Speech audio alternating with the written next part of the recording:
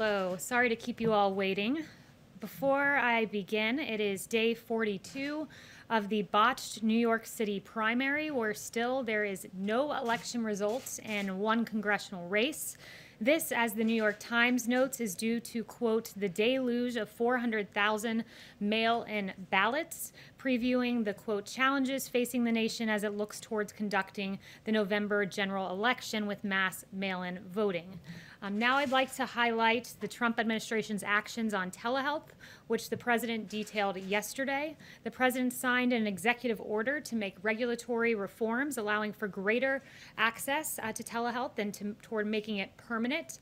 The Trump administration has cut red tape, allowing telehealth services for seniors and for other Americans. 35% of Medicare beneficiaries took advantage of the president's reform, seeking telehealth services over the phone rather than through video conference. A simpler and a smarter way to go about things is now available to Medicare beneficiaries. The president also took executive action to boost rural healthcare services. According to a 2019 study by Navigant, rural hospitals would be devastated by Medicare for All, otherwise known as government takeover of healthcare. And under that analysis, they found that if Democrats had their way, 55% of rural hospitals, or 1,037 hospitals across 46 states, would be at high risk of closure. The president's executive order calls for strategic investments in our rural communications infrastructure, which will expand telemedicine and rural broadband access.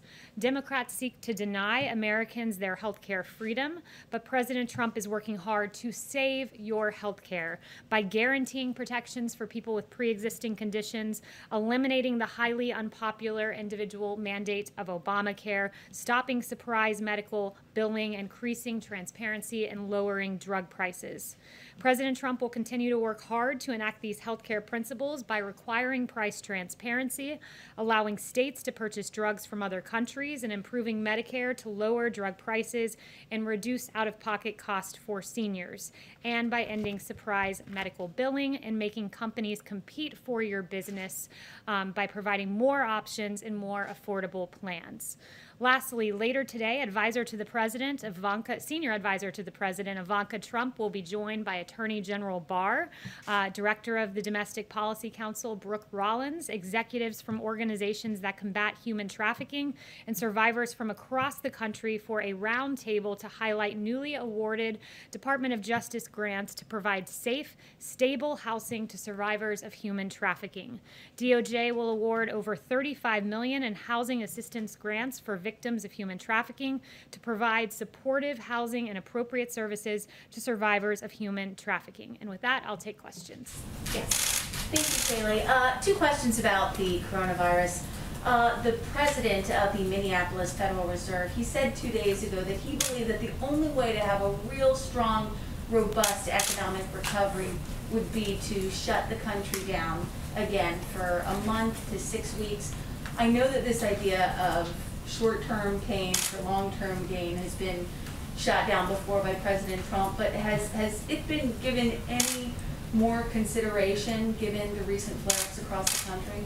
No, and I would refer you to what Dr. Fauci said back in May. He said we can't stay locked down for such a considerable period of time that you might do irreparable damage and have unintended consequences, including consequences for health. And several of those consequences I've outlined for you before. For instance, the fact that in any given year you have 120,000 Americans who die from drug overdose or suicide, and we saw during the lockdown previously that we saw overdoses nationally jump by 18% in March and 29% in April, 42% in May. Overdoses do go up, suicides do go up, cancer cases are missed, as Dr. Scott Atlas has pointed out, that in the U.S. alone there are 150,000 new cancer cases that arise every month among patients. Most have not been seen, and that was referring to the lockdown. The American Cancer Society also noted that during the pandemic they've seen an 80%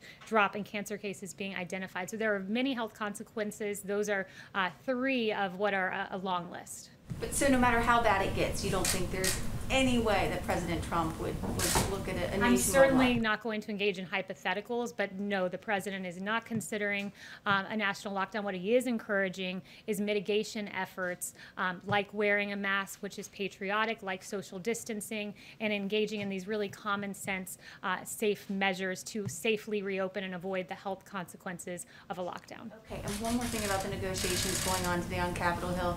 Given the amount of money that is involved, the amount of Americans that would be impacted by this next stimulus bill, why isn't President Trump more personally involved, or at least more visible in these negotiations? Well, he is through his chief of staff and through his secretary of the Treasury. He's regularly updated. I was just in the Oval Office with him, and the chief of staff was updating him on that very measure. But right now, the Democrats are being fundamentally unserious. They've offered no concessions. They've offered no plans. If anything, they're moving the opposite way. And to demonstrate their unseriousness, their $3 trillion plan, they've now said, oh, it needs to be $3.4 trillion, when the president has had a very narrow, specific focus right now. It's extending unemployment insurance. It's making sure Americans don't get evicted. And when Democrats, as I noted on Friday, were offered the Martha McSally bill, which would have been extending unemployment insurance for at least 7 days while these negotiations continue, that was rejected by Chuck Schumer, which should tell you exactly where Democrats stand. And it's against hardworking Americans who lost their jobs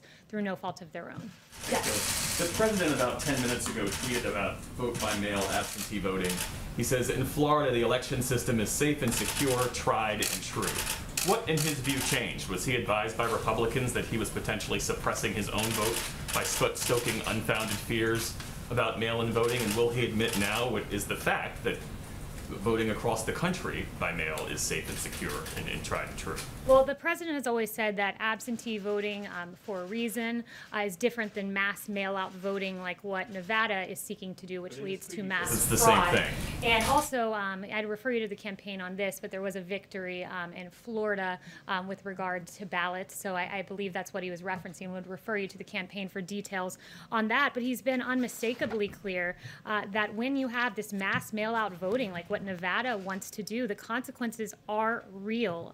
When the Las Vegas Journal-Review was reporting, did extensive and very good reporting on Nevada's first all-male primary election, they note that there were photos of ballots tossed in trash cans, littering apartment mailbox areas, dozens pinned on the complex's bulletin boards in various apartment complexes, and you have a postal worker who said that when she went to go deliver some of these ballots, in several cases people had moved or died. She kept 65 ballots on her first delivery, 100 on her second. It is with fraud and with delay, and that is what the president stands firmly against. He wants a free and fair election. Extensive research shows that there is fraud in vote-by-mail systems is extraordinarily rare. The president votes by mail, you vote by mail, and a dozen other top Trump administration officials vote by mail. So with regard to the absentee system, that's right, and there is ample evidence of fraud. I would point to you the best example of this, and very recent, was May 12th, New Jersey's special election in Paterson, New Jersey, where 1 in 5 mail-in ballots were found to be fraudulent in the election. New Jersey officials were charged in that case, and resident Ramona Javier said this is corruption, this is fraud. There are 8 relatives and immediate neighbors she knows of listed as having voted, but who insist they never even received a ballot. There are ample examples of fraud, and we can get those to you more than just Paterson, New Jersey. Another question on a different issue. What can the administration tell us about the deadly explosion in Beirut? What led to it? So that was breaking as I came out. We're tracking it closely, and just rest assured that we're taking a very good look at that. Yes. Kayleigh, thank you. The environmental bill the president signed this morning, it was passed overwhelmingly by both houses of Congress. Both Republicans and Democrats signed on to that legislation. Can you explain why there were no Democrats at the ceremony or even mentioned in the president's remarks? The president is very proud of what happened today, the single largest investment in America's national parks and public lands in history, the most significant conservation achievement since Teddy Roosevelt won the support of more than 850 conservation groups, and it provides $900 million a year and permanent funding to the Land and Water Conservation Fund. And you're asking about recognition of congressional Democrats right now, and the only thing that we're recognizing about congressional Democrats right now is how appalling it is that there are Americans who are going without paychecks because they refuse to partner with Martha McSally, Republicans, and the president in ensuring that those payments go out. Kayleigh, the president has said, as recently in this Axios interview, that he believes that many people believe that there's disadvantages to testing. Can you walk us through what those disadvantages are, and if, as he stated back in June, he still believes that testing is overrated and makes the U.S. look bad? So I would know what the president refers to with regard to testing is that, the media doesn't often acknowledge that when you do the most testing in the world, lead the world in testing, that you do identify more cases. So that is what he refers to with testing, and he's made that point a few times. But look, we lead the world in testing, and the president's very proud of this. The administration's very proud of this. We've done more than 60 million tests, on track, according to HHS, to do 100 million by September. That's extraordinary. And when you compare that to the next highest number, India, in the ballpark of about 16 million tests, what we've done in this country is impressive, and the president's very proud of that effort. Do you still believe that testing in the U.S. is overrated? The president, again, points out that the media refuses to acknowledge that when you test so much, you do identify more cases. That's the point he was making, and he's very proud that actually since March 12th, we have increased daily testing by 32,000%. Worth mentioning, this is a novel virus. There wasn't a test, and this president led the way in getting emergency use authorizations to, one, identify working tests, and then to surge the testing capacity by 32,000% since March 12th, and that's thanks to President Trump. Thanks, Kayleigh. On TikTok, the president has argued that the United States should receive money in return for a potential sale, but he hasn't really explained how. Under what authority could the Treasury collect fees from China, from Microsoft, or from any other U.S. buyer to get this done as the president demanded? Yeah, so I'm not going to get ahead of the president on any official action, but he has made that point, and he and both Secretary Pompeo have said that the U.S. will take action in the coming days on Chinese apps, including TikTok, due to the national security risk. And we all agree that there needs to be a change, especially with TikTok collecting significant amounts of private data on users. It's unacceptable, but I won't get ahead of the president on what those actions look like. Yes, thanks very much. I wanted to ask also on TikTok about Beijing has said that it may hit U.S. firms as a response. It sort of slammed this smash and grab of TikTok. What do you say to that in regard to China?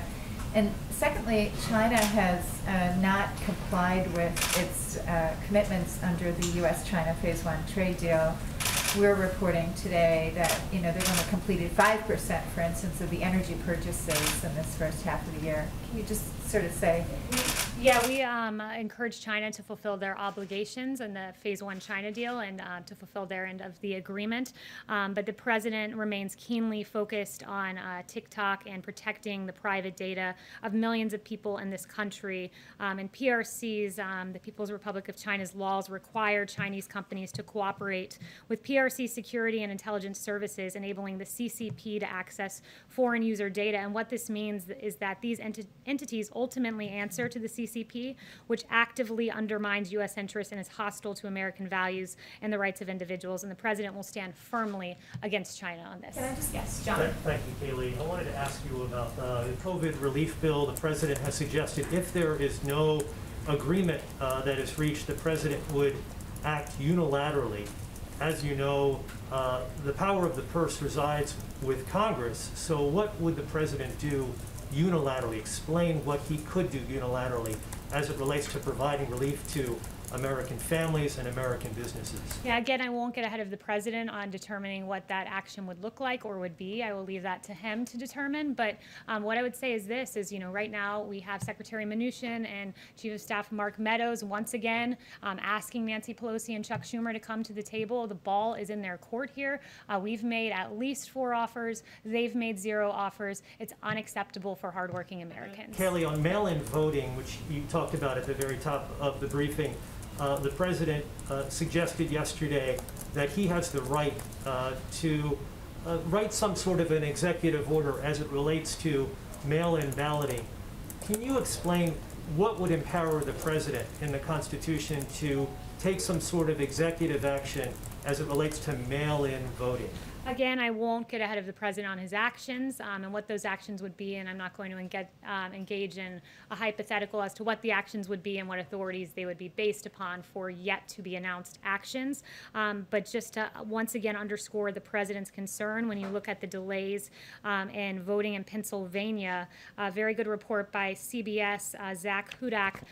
He got a quote from Luzerne County Manager David Pedri, who oversaw or who identified some of these delays that they saw in Pennsylvania with mass mail-in voting. And he said this, quote, "I have this nightmare of CNN, Fox, CBS, and everyone else waiting for these things to come in on election night, and we don't have them. It is very hard to speed up this process."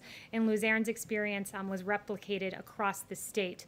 So as we've seen in Pennsylvania, as we've seen in New York, as we see across the country, the president's very concerned about delays and outright fraud. One final thing, Kayleigh, on TikTok, if I may. The president said yesterday in the briefing that took place right here in the briefing room, the United States should get a very large percentage of that price because we're making it possible, and that was referring to Microsoft's proposed purchase of TikTok. I've never heard of that before, and maybe you could explain that to me, how the government could get a percentage of a price of a private transaction. Again, Can you explain I'm not how? going to get ahead of the president again on this action. Yes, Francesca. Kayleigh, I want to ask you something about the executive orders, but I do want to follow up on Kristen's question and just get a better understanding of what the president is doing personally to make sure that those extra unemployment benefits are reinstated. Is he calling senators on Capitol Hill? Does he have any plans to meet with Nancy Pelosi or Chuck Schumer personally? And is the White House concerned that all parties will be blamed if there is no deal and voters will just stay home in November? No one has worked harder to ensure that those payments get to Americans than this administration. Chief of Staff Mark Meadows, Secretary of Treasury Steve Mnuchin have been on the Hill many days now trying to get this deal worked out. But it is Democrats, it is Nancy Pelosi, it is Chuck Schumer that are making an absolute mockery of this process rather than coming towards us and do a clean extension of unemployment insurance. They are moving beyond what their initial request was of $3 trillion, and then they moved to $3.4 trillion. They wanted $100 billion for schools, and we offered $105 billion, to which they rejected. They are making a mockery of this process. We're still engaging with them, but this president has been clear. He's ready to act on this, and it is of paramount importance to him. And again, why would you reject Martha McSally's clean extension? Democrats are fundamentally unserious, and they're making a mockery of the process. Calling them? You mean? Okay, then if you don't want to move on that, with regards to the executive orders, the president has signed a flurry of those recently. He said yesterday that he expects to have a health care plan by the end of the month and also an immigration plan by next month. Does the White House feel a sense of pressure to get everything on the president's to-do list done before November? No, but the president moves at a very rapid pace, and he wants to get as much of his agenda accomplished this term and going into next term. This president's done a lot already, but he will work on COVID, and alongside that, many other issues as he routinely does. This administration often is accomplishing items on 2 or 3 different topics in a day, as you can see today with the human trafficking, the event this morning, and then also I have an announcement. The president will have a COVID briefing at 5:30. But I do want to just step back and say this with regard to COVID. I think it's really important to put the successes of this administration in context, and I got some new information from HHS just before I came out here. This was a novel virus. There were no tests. There were no therapeutics. But what did this administration do? We, as I noted earlier, surge testing, increased it by 32,000 since March. HHS is projecting 100 million tests completed by September. Because of President Trump's tearing down of red tape, there are more than 230 clinical trials of potential COVID drugs and biological products are underway, and over 510 are in the planning stages. Today, NIH announced 2 separate COVID treatment trials, Active 2 and Active 3, and these are monoclonal antibody treatments. And also by September, we have secured more than 500,000 courses of treatment of remdesivir. That is one of the several therapeutics that this president has achieved and finding for the American people to treat this novel disease, this novel virus. And the vaccine, again, moving to phase 3 clinical trial at the fastest rate for any novel virus in history. This could only be accomplished by President Trump, by a businessman in the White House who is not only on the race to get a vaccine, we have 2 in phase 3 clinical trial, but is securing 100 million doses in advance so that we're ready to ship them out. This president has been hard at work on COVID, along with a number of other issues, and those EOs will be forthcoming. Yes. Are you calling on me? Can I please go? Yes. Israel reopens. Israel opened schools. Israel opened schools, and they had issues with that. There were outbreaks. Students got sick. What do you think of the fact that Israel opened schools and had to close? I called on you and you didn't ask your question, so then I proceeded to speak over another reporter. I wasn't going to do that. So do you not want to answer my question now that I was not being rude to another reporter? Go ahead, Andrew. Okay, the president said in his interview with Axios that he's doing everything he can do to address the virus. Is that really true? I mean, is there nothing more that he can do at this point? And also, is he willing? Does that suggest that he's willing to accept the number of deaths that we're seeing every day? No, we are hard at work each and every day to defeat the invisible enemy. And in fact, just to give you an update on some of the actions we've taken, right now there are currently 28,220 U.S. government personnel deployed for COVID-19 response. On top of that, next week, Dr. Birx has visited states across the country, and next week she'll be visiting Indiana, Ohio, Kentucky, Tennessee, and Virginia. We're hard at work at, again, getting more EUAs for more treatments and therapeutics and testing. So every day we're rapidly looking at how we can make this the most robust response in the history of this country. And I think that we've done that when you look at remdesivir and the therapeutics at play, and the case fatality rate is really indicative of what this president has done. When we have the lowest case fatality rate, one of the lowest in the world, below the average of the world, and below Europe, that shows that our therapeutics are working. Remdesivir, convalescent plasma, and dexamethasone. This president's hard at work, and he'll continue to work hard. You're doing everything that you can possibly do when there are still waits for getting test results back, when you have declined to impose a national mask mandate, when you're saying that you won't shut down the entire country again. So with regard to testing and the timing, when we identify a problem, we quickly identify a solution. And when there were delays in testing, we immediately identified pool testing as a way to increase the speed of testing. We already lead the world in testing, so to increase the speed, we move towards pool testing. And that's the flexibility with which this administration adapts to problems we identify on the ground, and we rapidly develop a solution to ameliorate the problem. Yes. Thank you, Kayleigh. Would the president like to see Mitch McConnell put the $600 extension of the unemployment benefits through the end of the year on the Senate floor to put the Democrats in the spot of having to vote for that clean extension? So I haven't talked to him about that proposal, and I don't want to get into the middle of the negotiations. But it's safe to say is there's been one proposal, one clean proposal to extend unemployment insurance. That was put forward by Martha McSally. The president was ready to sign it, and it was rejected by Chuck Schumer and Nancy Pelosi. Can I follow up and just ask on a slightly separate topic? Whether or not the White House has a view on whether or not members of the media, a pool, should be allowed to cover the Republican National Convention's official proceedings in Charlotte, which apparently, as of right now, because of the space limitations, the convention committee is saying that that's not going to be possible. I'm not read into the convention discussions, but I certainly will inquire about that and follow up with you and find out what the status is. Yeah. Thank you. Yes. Thank you so much, Kayleigh. Do you have anything with regards to the massive explosion in Beirut that occurred earlier? Again, that was breaking as I came out here, and it's safe to say we are monitoring the situation. Yes. Thanks for calling on me. I wanted to give my question over to you, Nish. Sure, that's fine. Thanks so much. So my question is, or two questions. The first question is, Israel opened its schools back up. They thought they had the virus under control.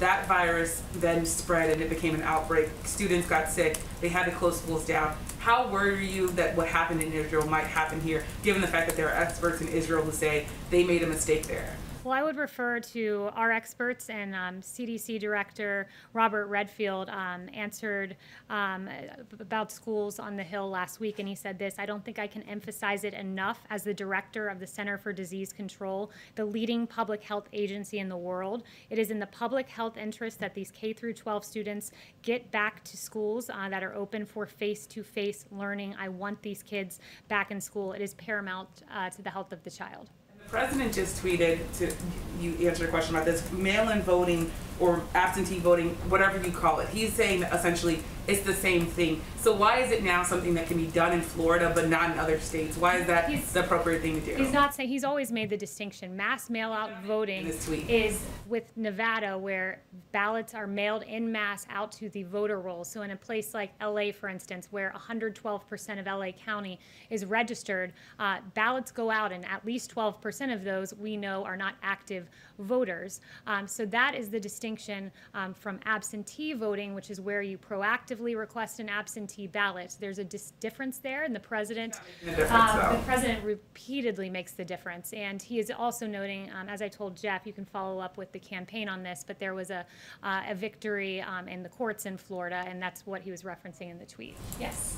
Thanks, Kayleigh. You mentioned extending the eviction moratorium and unemployment insurance. On Saturday, Trump tweeted payroll tax cuts plus dollars. Is a payroll tax cut still on the table? The president would love to see the payroll tax holiday because it would in fact benefit low and middle income Americans the most. But right now his keen and laser focus is unemployment insurance and evictions. Those are the preeminent priority, especially with that Friday deadline that Nancy Pelosi missed. Chanel.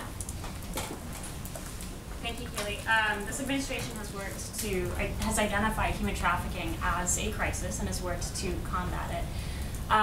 The National Center on Sexual Exploitation has identified TikTok, an online platform that enables sexual exploitation of young people, especially in America. Would this administration ever consider, if TikTok became a U.S. asset, would this administration ever consider rules or imposing rules that would help mitigate this risk against young people on the platform TikTok?